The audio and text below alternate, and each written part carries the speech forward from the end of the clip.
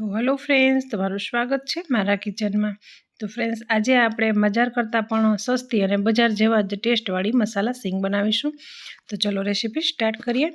તો એના માટે મેં અહીંયા એક લોયું લીધેલું છે અને એમાં આપણે 2 ચમચી તેલ ગરમ કરવા મૂકીશું।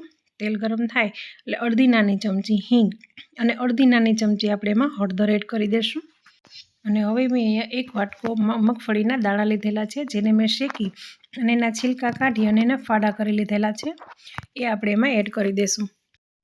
મગફળીના દાણા તો શેકેલા જ છે, એટલે આપણે એને વધારે પકવવાની કોઈ જરૂર નથી। તમે 1 થી 1.5 મિનિટ માટે આવી રીતે હલાવશો એટલે હળદર અને તેલ એમાં બરાબર રીતે કોટ થઈ જશે, સરસ રીતે ચડી જશે અને થોડા એ ક્રિસ્પી પણ થઈ જશે।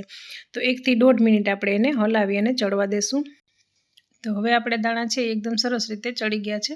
તો હવે આપણે ગેસ બંધ કરી દઈશું અને એને નીચે ઉતારી લેશું। અને આપણે બિલકુલ ઠંડુ નથી થવાનું, થોડુંક ઠંડુ હોય ત્યાં આપણે મસાલા એડ કરી દઈશું। તો એમાં આપણે સ્વાદ પ્રમાણે નિમક, અડધી નાની ચમચી સંચર પાવડર, 1 ચમચી ચાટ મસાલો અને 1 ચમચી આપણે અહીંયા આમચૂર પાવડર એડ કરી દઈશું।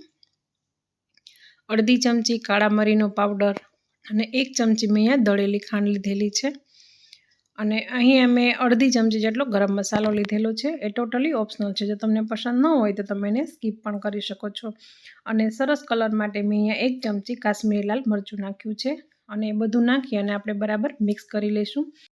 તો છે ને, બનાવવી ખૂબ જ સહેલી અને ખૂબ જ ઓછા ખર્ચામાં ઘરમાં રહેલી વસ્તુથી ખૂબ જ ઓછા સમયમાં બજાર જેવી ટેસ્ટી મસાલા સિંગ બની અને તૈયાર થઈ ગઈ છે। તો ફ્રેન્ડ્સ, એક વખત આ મસાલા સિંગ તમે ઘરે ચોક્કસથી બનાવજો।